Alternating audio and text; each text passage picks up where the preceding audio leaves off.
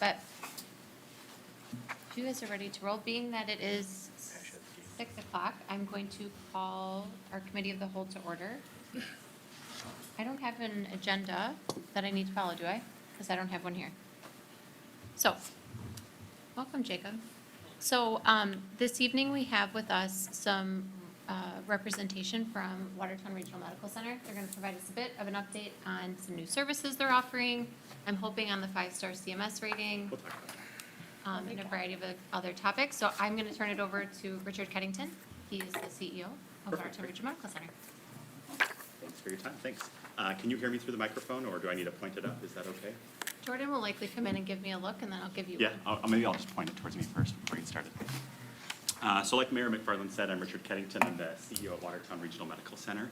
Thanks for giving us a few minutes of your time this morning. I've been the CEO there for 6 years. I live right here in Watertown on Mary Knoll Lane, so thanks for giving me some of your time today. I'll let these two ladies introduce themselves, and then we'll kind of get underway. Go ahead. I'm Susie Bueling. I'm the Chief Quality and Safety Officer. I've been with Watertown Regional Medical Center for almost a year now. I came from SSM of Wisconsin, and then before that, Advocate Aurora, and so I have many years of quality and safety executive leadership.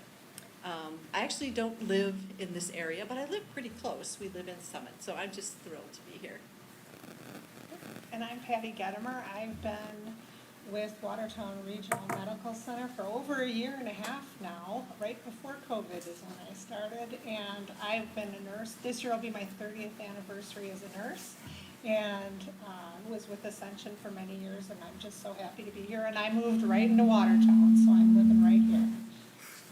Good. Jordan will catch that. So catch that. Yeah. He'll catch it, yeah. Good. Well, we prepared some PowerPoint slides, but if we get onto a topic that everybody wants to talk more about, it's okay, like, be conversational, interrupt us, say, hey, I want to learn more about that. And, we want this to be as conversational as possible, just so that way we don't, talk about things maybe you don't want to hear about. But an agenda we did put together was just to talk about, who we are, what's the leadership and the governance, like who actually runs Watertown Regional Medical Center, just give a background there. Talk about the community benefits, those kind of impacts.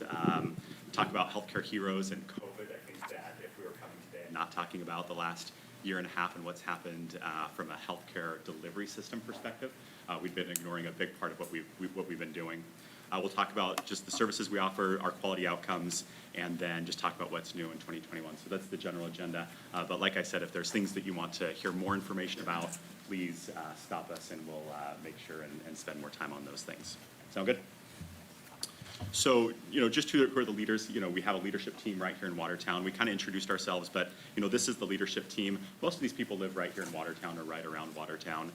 So, for example, Jim Bird, I think he's the CFO. I'm not going to read every name on the list, but he's lived in the community for a long, long time. Some of you might know him.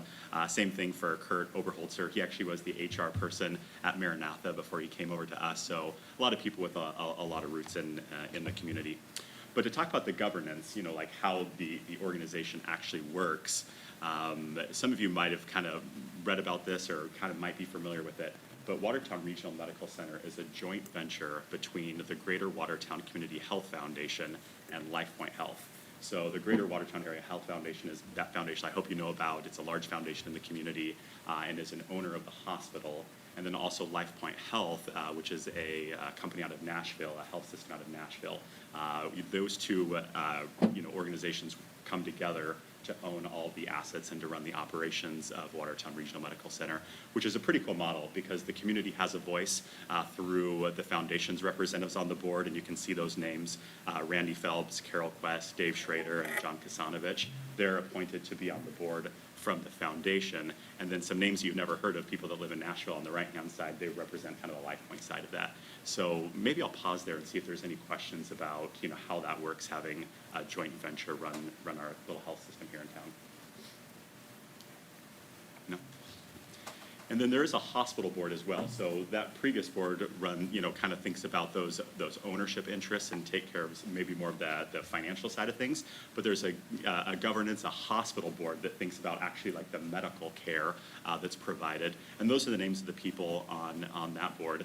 You'll notice about half of them are physicians, people who know how medical care should be delivered. And then we do have community members on that board as well. Names that you might be familiar with, Marcy Tessman is on a lot of community boards, very involved. Katie Higgins, very, very involved. So some names there as well. Kathy Wagner, she was one of the principals of the high school, I think, the high school for many years. So definitely community involvement in running the organization. Jumping to the community benefits itself, I think that we'll talk more about the medical care. I think that's obviously the biggest benefit, but we're also an organization that brings a lot of economic impact to the organization. So in 2020, we ran the numbers. We paid $48 million in payroll to about 700 employees. I think that it's either us or the school district that's the largest employer in town. I think it maybe goes back and forth between the two of us, but obviously a large employer. We donated more than $6.3 million in services to people who couldn't afford those services. So people who come to our emergency department obviously aren't turned away. They get the care they need.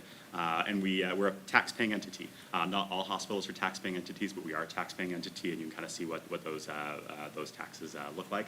And I'm sure that from a government perspective, you guys are grateful for those taxes. So that's kind of us. And then, when I think about community benefits, we talked about the financial benefits to the community, but more important, we're a medical delivery system, obviously. And I don't think that's been tested more than anything except for what's happened in the last year and a half with COVID. I think it would be an understatement to say it was hard. It's definitely been the most challenging part of my career I've had. Would you two kind of agree with that? Absolutely. Yeah. 30 years. 30 years of healthcare leadership, and hey, how you doing? And it was definitely challenging, but I think that we did an excellent job, and we'll have some slides in a second to talk about just the outcomes that occurred through the COVID experience. But we're on the phone daily with public health, coordinating efforts. We ran a drive-through testing site through our old emergency department, which people needed for testing. Obviously we cared for patients. I think at our max we had about 2/3 of our admitted patients had COVID. So it definitely had a large impact on the amount of volume, and nurses worked a whole lot more than they probably should have, to be quite candid, during that time. So if you know a nurse, whether she works at our hospital or a respiratory therapist or a physician, that healthcare hero slogan is real. They worked a whole lot, and I think that they were the saviors of our community for a long time. October, November, December were very difficult months for these healthcare heroes, so please thank them if you know them.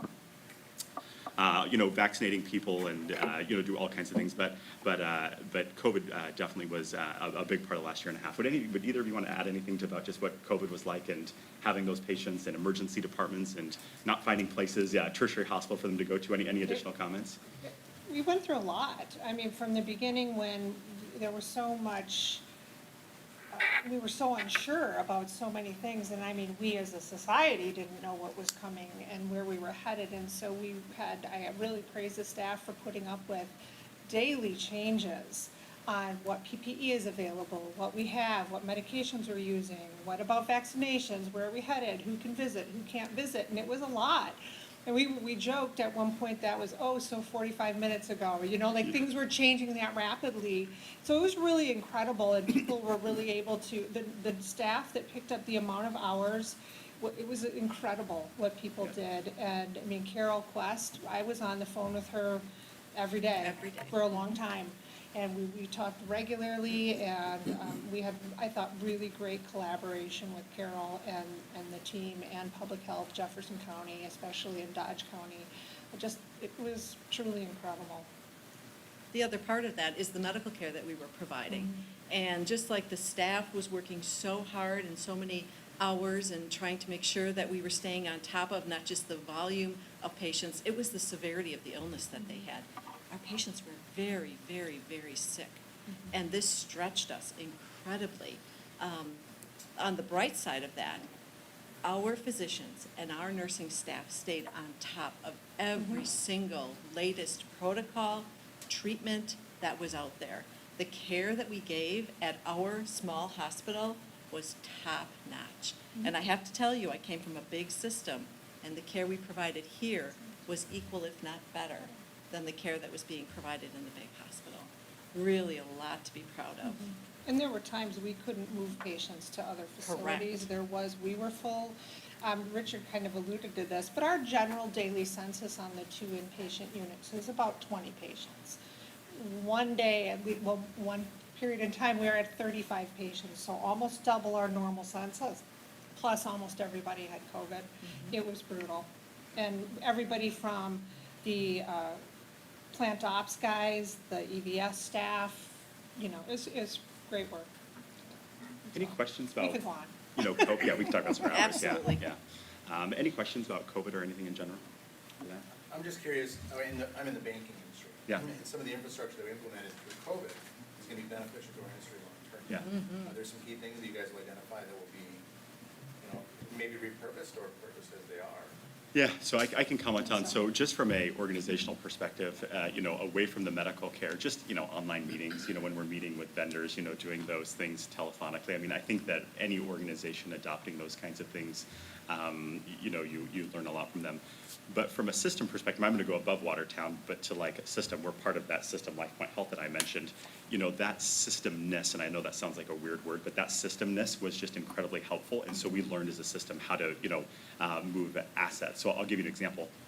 You might have read on the news that some hospitals were having a hard time finding enough ventilators to care for the people that were on ventilators. And so as a health system, what we did is we inventoried how many ventilators we had, and we were pushing ventilators across the system to different hospitals. So that way, if like a certain region would surge, we'd push our ventilators there. And so we learned how to kind of push those assets around.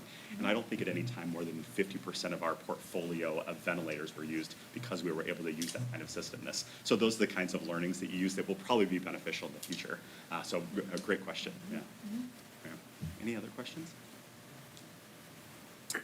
Just a quote from Mayor McFarland that I thought I'd put there, so I hope you don't mind me quoting her, but she did say, "I'd like to thank all the doctors, nurses, and employees of Watertown Regional Medical Center for leading our community through such a difficult time. Without their expertise, the effects of this pandemic, our community would have been even greater." So we appreciate that quote, and definitely if you know anybody who works at the hospital, give them their thanks. They've been through a lot. Moving just back to, what is Watertown Regional Medical Center, I thought I'd just describe, what we offer. Most of the time, and that slide's kind of small, so I'll kind of read through it. But a lot of people, I don't think know what we do or what services we provide. So I thought I'd just give a quick overview of that, just to make sure you kind of understand who we are. When I think about us, I think about us in 3 categories. We're a hospital, and I think that's kind of commonsensical. We're also a medical group and a network, and I'll describe what that means in a second. And then we have some other healthcare-related services. So our hospital, has a lot of different services. Obviously, we have an emergency department, urgent care. Between those two, we have about 23,000 visits a year. So 23,000 people will come through our doors. We do interventional care, meaning that if somebody has a heart attack in the middle of the night, we can bring them into what we call a cath lab to be able to take care of them, where we can look at simultaneous imaging and be able to take care of those needs. Also, some of those kinds of things are planned. We do, obviously, inpatient care, meaning we admit patients, that's obvious, but we do have an intensive care, a 4-bed ICU that stays pretty busy with our most critical patients, a women's health floor, so labor and delivery, and then a senior behavioral health. Basically, that's a geriatric psychiatry service that we offer for people who are 65 and older and need psychiatric care. We have 5 operating rooms and 2 endoscopy suites. That's for things like colonoscopies. We do a lot of outpatient work. I won't read all of them, but just if you have a surgery outpatient or if you need some kind of infusion or a sleep study, we do all those things. And then offer a lot of medical fitness kinds of things, like outpatient physical therapy or wellness, that kind of stuff. So all those things happen in the hospital space. We're also a medical group, so you can see all of the services that we offer on the left-hand side there. So we employ physicians or nurse practitioners in all of these areas. So I'll give you an example, like our Center for Eye Care, we have 4 different kinds of eye physicians that are there. We have an optometrist, an ophthalmologist, a retina specialist, and a cornea specialist. So we can pretty much take care of the vast majority of people's eye care needs. And I could kind of go through all of those, but maybe I'll mention a few of them because I'm used to healthcare language. So orthopedics, that's like bone and joint kind of stuff. Most everybody knows what an orthopedic surgeon is. Occupational health, so if like businesses need to come and have somebody have like a drug screen before work, that kind of thing. A neurologist is like a brain physician. Pulmonologist, lung physicians. Cardiology, heart physicians, spine. I think people get what that is. Urology, you're dealing with the urinary tract. I mentioned the Center for Eye Care, OBGYN Women's Health. Directions is like a counseling clinic, like outpatient behavioral health. And they've become so busy through COVID, just outpatient counseling services has really, needed a lot of help. And then the Trek Clinic, we run like a primary care clinic at the Trek headquarters in Waterloo, and then general surgery. And then, we don't run some of these other offices, like a nephrology office or an ENT office, but they see patients in our hospital and around and do work there. And then we also have some assisted livings, some duplexes that we run, and then we have a cancer center down in Johnson Creek that we partner with UW4 Health Around. So that's just kind of us in a nutshell. And I'll turn it over to All Patty. right, Yeah. I get to talk Yeah. about the awards and recognitions, which we are, a few things, I'll just explain what they are as well. So LeapFrog, CMS, chest pain accreditation, and trauma designation. And I'll give you a little background on each of those. So CMS, it stands for the Center for Medicare and Medicaid Services. That's part of the federal government. That's one of our bigger payer sources. And so we receive, they have a program in which all hospitals submit data about the quality of care. And the things that they look at are complications such as a surgical site infection or a fall with injury. They look at readmission, so we submit data about patients who have come back to the hospital after an inpatient stay in 30 days, or any deaths, and how our deaths compare to what they would predict the deaths to be based on the acuity or the illness burden of each patient, payment and the value of care, as well as timely and effective care. So we measure things like door to EKG, door to balloon, length of stay. We're always looking at many aspects of care, as well as how much medical imaging we're using. So those high-end imaging like MRI and CT scan. And so recently, we were awarded a 5-star recognition, which puts us at the top 14% of quality of care in the country. And so we're really happy about this recognition. We have historically been a 4-star, which is very, very good, but this is really much better. We're really happy about that. So that's really important to us. Any questions? Okay.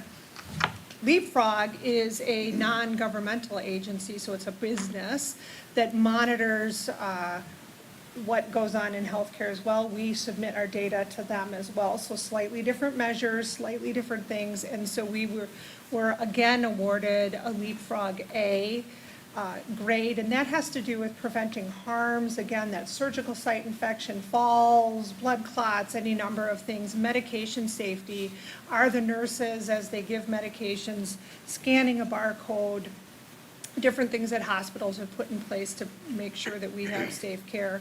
Patient outcomes, how do the people do that we care for when they leave? We watch for that, as well as how efficient we are. That length of stay, making sure we get that right. We have balanced length of stay. Sometimes can be longer than what's predicted. Sometimes it's shorter, and it really depends on a person. So we kind of look at an average is what we're looking at, and we do very well with that. So again, in 2020, another LeapFrog A, but you can see that since 2017, we've had A's and B's, and we're pretty proud of that. That's some nice work. Chest pain accreditation. We were again awarded chest pain accreditation by the American College of Cardiology. And this designation also looks at the quality of care that we provide for the most part. So that rapid treatment of chest pain, of heart attack care, any efficient, we will look at efficient and effective evaluation and treatment. We have really highly trained physicians and our healthcare providers within our cardiac program, and consistent best practice care. We make sure that we're following best practices, again, measuring door to EKG, door to doc, door to balloon time, so when we actually get to the blood vessel and open it up. And then, so it's been within the last year, so even during COVID, we were able to go live with a 24/7 heart attack care, which is newer. We had been more bankers hours before, and now we have a team available 24/7 for the community. And what we found with this too is that about 80% of our patients who come in for care for chest pain drive themselves or their family drives them. They don't come through EMS. So this is really important that our community members know that we have this care available because they choose to drive to a hospital. And then we want people to know time is muscle, as we say in cardiac, and you want to get to the hospital as soon as possible. So we're really very happy that we were able to accomplish this and that we have such high quality physicians and care available in Watertown. And then last but not least, trauma level 4, we have that designation, and what this talks about too is that we have best practices available for patients who are brought in with trauma, but very readily we identify if they need to be transferred out to a different hospital, and we move them to where they can receive the best care possible. So we're able sometimes with the more severe cases, we send them to other facilities as appropriate, flight or by ambulance. So we're happy with that work, and then Susie's going to share a little bit more about our quality and safety as well. Any questions about any of that? You tell we really get excited about this stuff. Excited too. Absolutely. It Now is we're going to cool. get a little more excited because we get to talk about some of the specifics of our quality and safety. And we're going to talk about two things. We're going to talk about common infections, and we're going to talk about mortality, or when people pass away at the hospital. This is a slide that shows our common infections, and then it shows the rate at which those infections happen. How to read the chart is the blue, and you can see some of them say 0. That is the Watertown data.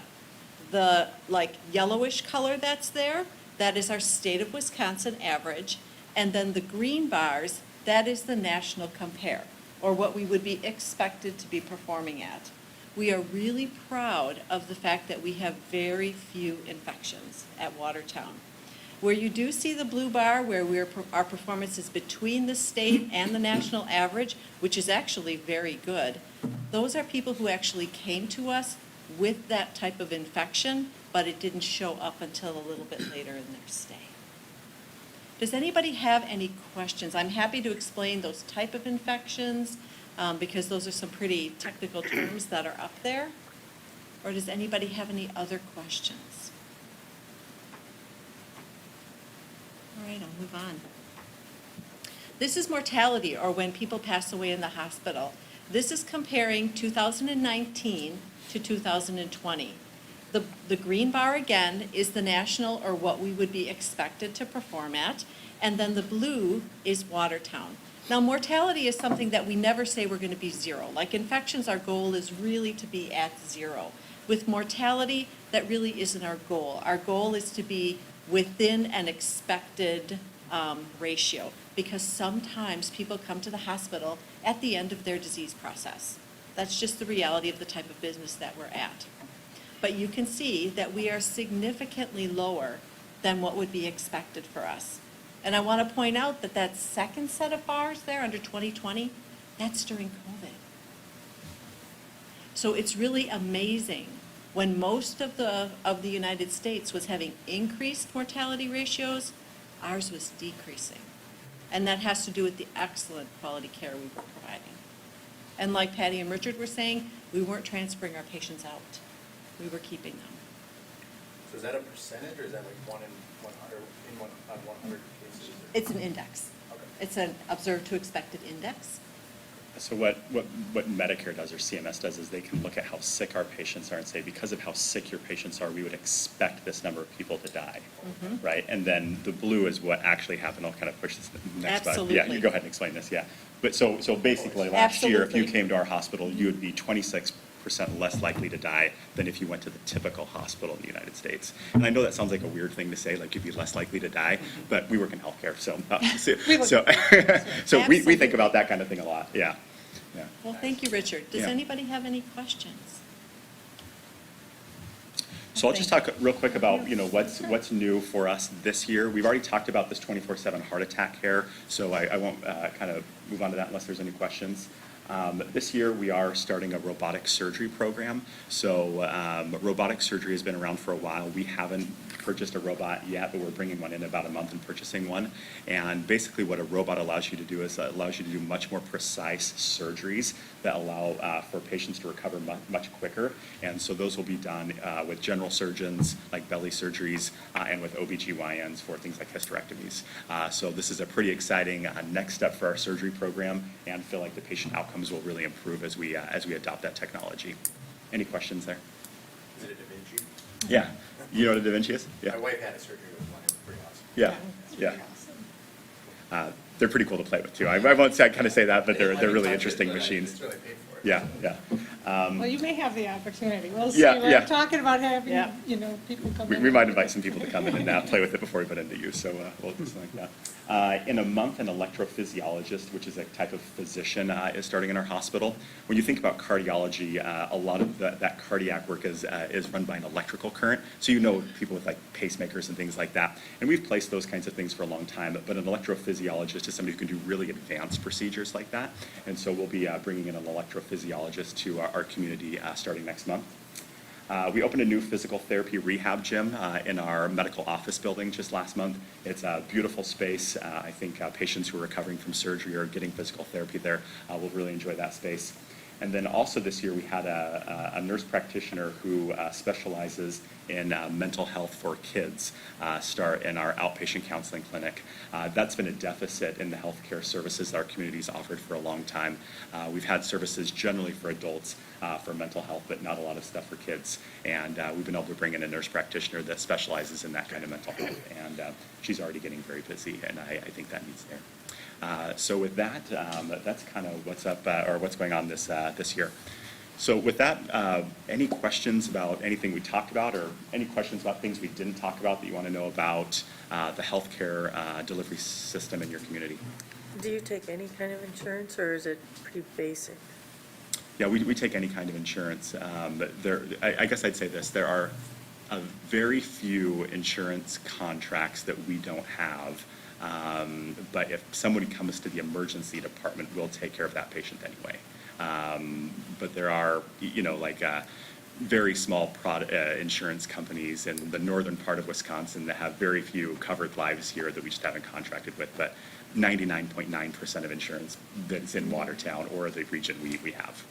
Yeah, great question. And the physicians that you're going to have for the new positions, are they experienced, or are they new students coming out, or? Which category you're talking about? Well, the electronic, what was that, Oh, the robotic program? Yes, robotic, Oh, electro. and the other one, yes. Oh, I see what you're saying. No, the electrophysiologist has been out of school for 7 years, I think, so is well established. That person is a physician who works with Freighter in the medical college, and he'll be spending some of his time here and some of his time practicing in Milwaukee. So they'll have that experience. And then the robotic surgery program, no, they're experienced physicians who have been trained on that has also been working in our hospital for some time. So I know all experienced And physicians. cardiology as well, they are not No. new Right, graduates. cardiology, They are no. 30-year providers. They've Yeah. been around. Yeah. Great question. Great question. I'll get last one, I swear. No, ask away. No, Yeah, that's we're here. great. Yeah. Anybody else before Mr. Pash? Yeah, is everybody used to me talking more than anyone else? So one of my underlying concerns over the last year and a half has been the mental health Yeah. and, the repercussions of what's going on. And I hear a lot of people say they don't have access to mental health through their insurance provider. And a lot of insurance companies, that's just not a priority. Has that been a discussion in the medical world, how to address, I think the demand is probably still exceeding the supply and accessibility. Yeah. Yeah, and there's definitely a conversation there. So, every insurance company will authorize those services at a different rate and what their criteria are. So, I don't want to get into a conversation about, what insurances were authorized and not authorized. But we're definitely having a conversation to meet the demand. I don't think that we are. I mean, we can't recruit enough psychiatrists and mental health providers. There's just not enough of them coming out of programs in the country. So it's definitely a conversation that we're constantly having. Yeah, the access seems like it's going to need to just continue to, Yeah. kids, adults, everyone. Like, Yeah. And I'm sure Chief Pinsky can attest to some of the repercussions of not getting that. Yeah. I do have a question. Back years ago, you had a sitting program as well at the hospital. Any thoughts of ever bringing one of those back around to A what- Watertown? a what program? Same. Oh. The sexual assault. Oh. Do you have any comments on that? It's not something that we're. We haven't talking talked about it recently, but certainly, I just We know can that talk a about lot of it. times we have to go to Madison. Right. That's Yeah. St. Mary's. right. So- And I know years ago, there was one here at Watertown, and then it just kind of fell apart. Okay. And never, so I just, I know it's kind of,